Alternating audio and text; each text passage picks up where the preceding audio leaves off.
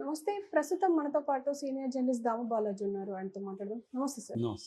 Sir, Masood Azhar ఇతని గురించి బాగా చర్చ జరుగుతుంది. అండ్ కొన్ని వందల ప్రాణాలు తీసిన వ్యక్తిగా మనకు తెలుస్తుంది. అసలు ఎవరు సార్ ఇతను?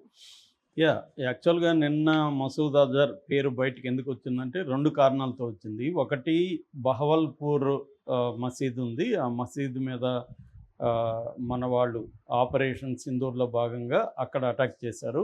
అందులో వీళ్ళ ఫ్యామిలీ మెంబర్స్, వీళ్ళ అక్క, వీళ్ళ బావ, వాళ్ళ పిల్లలు, మొత్తంగా 10 మంది ఫ్యామిలీ మెంబర్సు, వాళ్ళ ఎయిడ్స్ ఒక 4, మొత్తం 14 మంది చనిపోయినారని ఇతను ఒక లెటర్ రిలీజ్ చేశాడు ఉర్దూలో. ఆ లెటర్లో చాలా బాధాకరంగా చాలా ప్రేమించిన నా ఫ్యామిలీ మెంబర్స్ చనిపోయారు, నేను కూడా వాళ్ళతో చనిపోయింటే ఇంత బాధ ఉండేది కాదు నాకు అనేది ఒకటి ఎక్స్ప్రెస్ చేశాడు. దాని తర్వాత ఇండియాకి నేను గుణపాఠం చెప్తాను, మోడీకి గుణపాఠం చెప్తాను, జీవితంలో మర్చిపోలేని విధంగా మోడీకి చెప్తాను అన్నట్టుగా ఆయన లెటరు ప్రపంచవ్యాప్తంగా వైరల్ అవుతుంది. ఎందుకంటే అతిపెద్ద టెర్రరిస్టులలో ఇతను ఒకడు. అంటే మనకి ఇతను వచ్చి జైష్-ఇ-మొహమ్మద్ అనే ఒక ఆర్గనైజేషన్ని స్థాపించిన వాడు. సో ఇది లష్కర్-ఇ-తోయిబా తర్వాత అంత పెద్ద ఉగ్రవాద సంస్థ. రెండవది, ఇతను బయోగ్రఫీ చూస్తే మనం చేజేతులారా ఇతన్ని వదులుకున్నాం. గతంలో జైల్లో ఉన్నాడు. 94 నుంచి 95 వరకు 5 ఏళ్ళు జైల్లో ఉన్నా కూడా మనమే తీసుకెళ్ళి అప్పగించాల్సి వచ్చింది పాకిస్తాన్కి. అప్పుడు విమానం హైజాక్ జరిగింది. సో వాజ్పేయి ప్రభుత్వంలో అది అతిపెద్ద తప్పు అనేది ఇప్పుడు అందరికీ కూడా అర్థమైంది. ఇతను కానీ అప్పుడు చంపేసే ఉంటే జైల్లో పెట్టకుండా సరిపోయిండేది కదా అనేది ఇప్పుడు అందరికీ వస్తుంది. ఎందుకంటే ఆ తర్వాతనే ఇతను జైష్-ఇ-మొహమ్మద్ సంస్థని స్థాపించింది. ఇతను జైలు నుంచి వెళ్ళినాకనే స్థాపించాడు. సో ఇతని బయోగ్రఫీ ఒక ఇంట్రెస్టింగ్ బయోగ్రఫీ. మనం టెర్రరిస్ట్ని ఎలా అంచనా వేయాలి, ఎలా అర్థం చేసుకోవాలి అనేది ఇంపార్టెంట్. ఎప్పుడైనా కూడా ఒక టెర్రరిజం, ఒక వైలెన్స్ వెనకాల సోచ్ ఈజ్ ఇంపార్టెంట్. సోచ్ అంటే థింకింగ్ అనేది, ఐడియాలజీ అనేది వెరీ ఇంపార్టెంట్. ముఖ్యంగా ముస్లిం లేదా ఇస్లామిస్టు టెర్రరిస్టుల వెనక వాళ్ళని డ్రైవ్ చేసే ఐడియాలజీ ఏంటనేది మనకి ఈ మసూద్ అజర్ వెనక కూడా అర్థమవుతుంది. సో ఈయన బయోగ్రఫీని బ్రీఫ్గా నేను చెప్తాను. సో ఇతని పూర్తి పేరు మహమ్మద్ మసూద్ అజర్ అల్వి, మౌలానా మహమ్మద్ మసూద్ అజర్ అల్వి, సింపుల్గా మహమ్మద్ అజర్ అని పిలుస్తారు.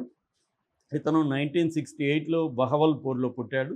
వీళ్ళది ఒక మోడెస్ట్ ఫ్యామిలీ. వీళ్ళ నాన్న అక్కడ స్కూల్లో హెడ్ మాస్టర్.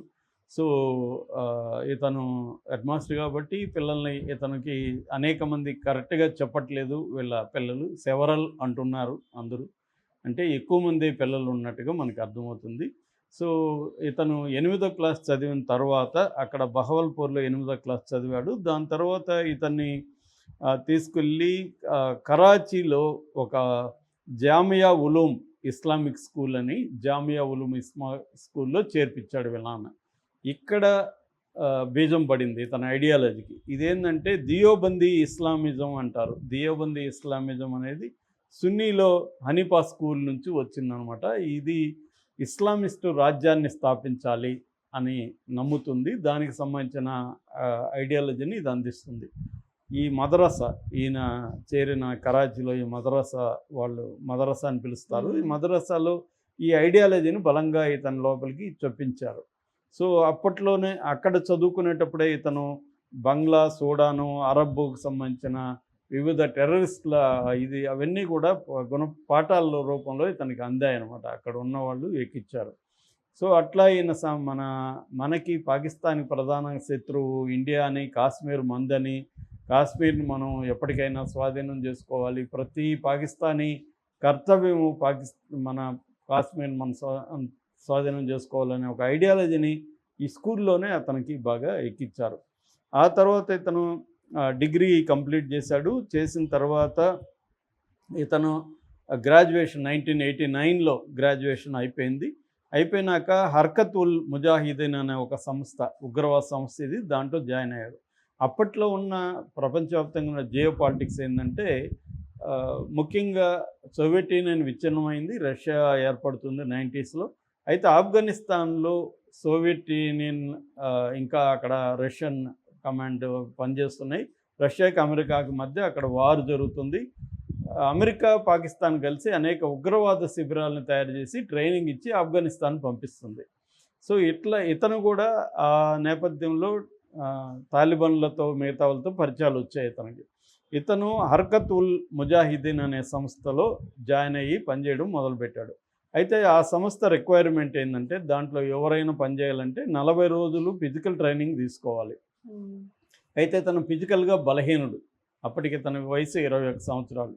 బలహీనుడు ఉన్నాడు కాబట్టి ఇతనికి ఒక సదా ఈ ముజాహిద్ అనే పత్రిక, వాళ్ళ పత్రికలో ఈ పనిచేయమని ఇతనికి అప్పగించారు ఆ డ్యూటీ జర్నలిస్ట్గా. సో ఇతను జర్నలిస్ట్ అవతారం ఎత్తాడు. ఎత్తి అక్కడ పనిచేశాడు. దాని తర్వాత హర్కమ్ ఉల్ అన్సార్ అనే ఇంకొక సంస్థలో చేరాడు. ఆ సంస్థలో త్వరలోనే అతను జనరల్ సెక్రటరీ అయిపోయాడు ఆ సంస్థకి. ఎందుకంటే ఇతనికి ఆరేటరీ స్కిల్స్ చాలా బాగున్నాయి, బాగా చదువుకున్నాడు, ఐడియాలజీ బాగా వంట పట్టించుకున్నాడు. సో విద్యార్థులకి, యంగ్స్టర్స్కి ఇతను ఇండాక్ట్రినేట్ అంటారు, అంటే వాళ్ళ మైండ్స్ బ్రెయిన్ వాష్ చేసి వాళ్ళని ఉగ్రవాదులుగా మార్చేసే స్కీమ్లో ఉన్నాడు అనమాట ఇతను. అది ఎబ్సెంట్గా చేయగలుగుతాడు. దాంతో వీళ్ళేం ఈ సంస్థ హర్కత్ ఉల్ అన్సార్ అండ్ హర్కత్ ఉల్ ముజాహిదీన్ ఈ రెండు కూడా కలిసి పనిచేసేవి. వీళ్ళు ఇతన్ని 25 ఏళ్ల వయసులో లండన్ పంపించారు. అక్కడ వెళ్ళి కొన్ని కాంటాక్ట్స్, ఎందుకంటే ఇతను ఇంగ్లీష్ బాగా మాట్లాడగలడు, లాంగ్వేజ్ ఉంది, నాలెడ్జ్ ఉంది కాబట్టి అక్కడికి పంపించారు. సో ఇతను లండన్లో పోర్చుగీసు పాస్పోర్టు, దొంగ పాస్పోర్ట్తో లండన్ వెళ్ళాడు. అక్కడ అనేక మంది టెర్రరిస్టులను కలిశాడు. అక్కడే ఇతనికి అల్ఖైదా, తర్వాత ఆఫ్ఘనిస్తాన్ టెర్రరిస్టులు వీళ్ళంతా మంచి పరిచయాలు వచ్చింది. ఒక ఇంటర్నేషనల్ నెట్వర్క్ ఆఫ్ టెర్రరిజంతో ఇతనికి పరిచయాలు వచ్చాయి. అక్కడ అనేక మందితో ఇతను ఇంటరాక్ట్ అవ్వడం, చాలామందిని ఇతను ఇంప్రెస్ చేశాడు, చాలా పరిచయాలు వచ్చాయి.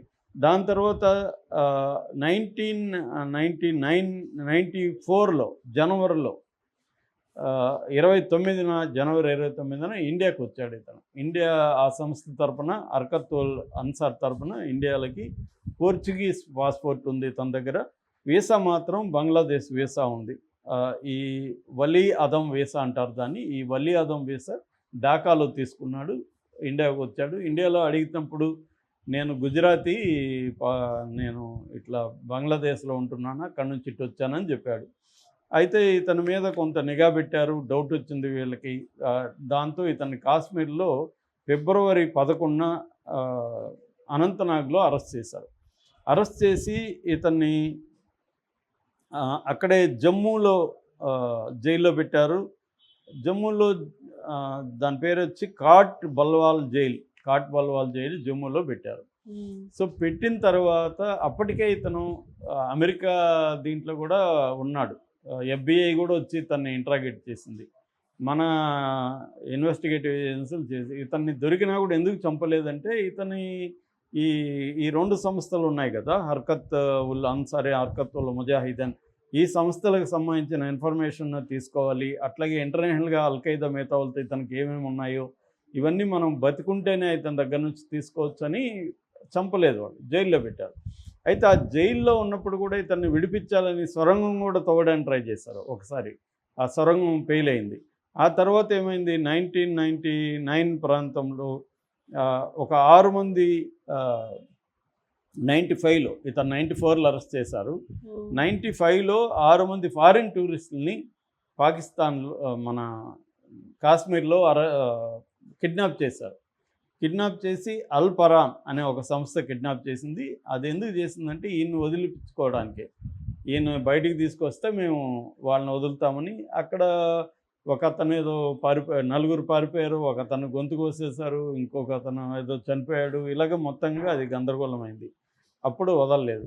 దాంతో వాళ్ళు ఏం చేశారంటే ఇంకొక అతిపెద్ద ప్లాన్ వేశారు. ఎందుకంటే తనకి 2 బ్రదర్స్ ఉన్నారు, వాళ్ళిద్దరు కూడా ఫుల్ టైమ్ టెర్రరిస్టులు. ఇబ్రహీం అతర్ అని, అబ్దుల్ రవూఫ్ అస్గర్, వీళ్ళిద్దరు, అస్గర్ అండ్ అతర్. ఈ అతర్ అండ్ అస్గర్ ఇద్దరు కూడా బాగా యాక్టివ్. వాళ్ళు ఫిజికల్గా కూడా ఇతనిలాగా వీక్ కాదు, వాళ్ళు ఫిజికల్ కూడా పోరాటాల్లో ఉన్నవాళ్ళు. వాళ్ళిద్దరు కూడా సంస్థలో బాగా యాక్టివ్గా ఉన్నారు.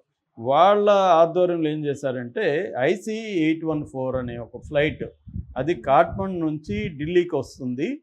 ఆ ఫ్లైట్లో వీళ్ళు ఎక్కి 154 మంది క్రూ అండ్ ప్యాసింజర్స్ ఉంటే వాళ్ళని హైజాక్ చేశారు. ఆ ఫ్లైట్ని హైజాక్ చేసి కాందహార్ తీసుకెళ్లారు. ఎందుకంటే ఆఫ్ఘనిస్తాన్లో వీళ్ళ అనుకూలమైన ప్రభుత్వం ఉంది కాబట్టి అక్కడ తీసుకెళ్లారు. మొత్తం 7 రోజుల డ్రామా నడిచింది అప్పుడు. ఓకే. సో దాంతో చివరికి అప్పుడున్న వాజ్పేయి ప్రభుత్వం తలొగ్గింది. వాళ్ళ డిమాండ్ ఏంటంటే 3 తీవ్రవాదులను విడిచిపెట్టాలి. అందులో మసూద్ అజర్ ఒకడు, తర్వాత అహ్మద్ ఒమర్ అని ఒకరు, ముస్తాక్ అహ్మద్ అని ఒకరు, మొత్తం 3 విడిచిపెట్టాలని వాళ్ళు డిమాండ్ చేశారు. చాలా వ్యతిరేకించారు చాలామంది. ముఖ్యంగా ఇప్పుడు మన నేషనల్ సెక్యూరిటీ అడ్వైజర్గా ఉన్న అజిత్ దోవల్ వ్యతిరేకించాడు, ఇతన్ని వదిలిపెట్టద్దండి అని. అట్లాగే ఫరూక్ అబ్దుల్లా వ్యతిరేకించాడు, అప్పట్లో ఎన్సిపి లీడర్ ఆయన నేషనల్ ఇది. తర్వాత జమ్మూ కాశ్మీర్ పోలీస్ చీఫ్ శేష్పాల్ వైద్ ఆయన తీవ్రంగా వ్యతిరేకించాడు. వీళ్ళని వదలడం అంటే మన దేశానికి చాలా నష్టం జరుగుతుంది ఫ్యూచర్లో, వీళ్ళని వదలొద్దండి అని. కానీ విధి లేని పరిస్థితుల్లో వదిలేయాల్సి వచ్చింది. అది అతిపెద్ద తప్పు అనేది తర్వాత అర్థమైంది. వీళ్ళ 3 కూడా మన వాళ్ళే దగ్గరుండి పాకిస్తాన్ వాళ్ళకి అప్పగించారు. వాళ్ళు పాకిస్తాన్ తను తీసుకుపోయారు. అప్పటి నుంచి ఇతను ఐఎస్ఐ ఆధ్వర్యంలో అక్కడే ఉంటున్నాడు.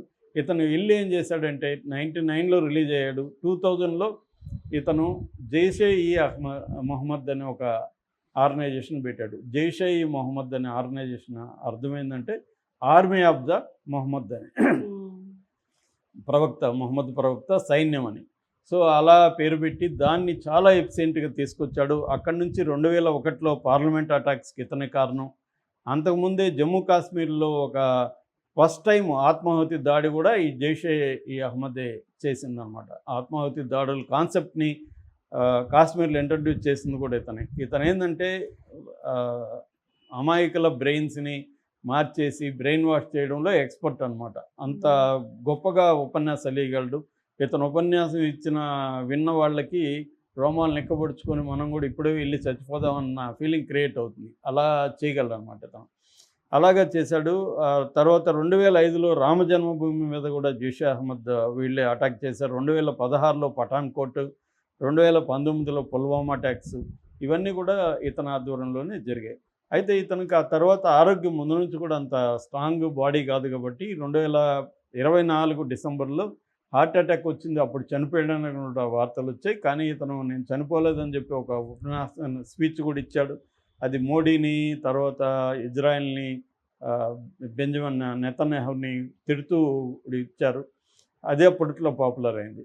దాని తర్వాత ఇప్పుడు మళ్ళీ ఇతని పేరు వినబడుతుంది. ఇతను కొన్ని రోజులుగా అనారోగ్యంతో ఉన్నాడు, ఎందుకంటే హార్ట్ సర్జరీలు అయినాయి.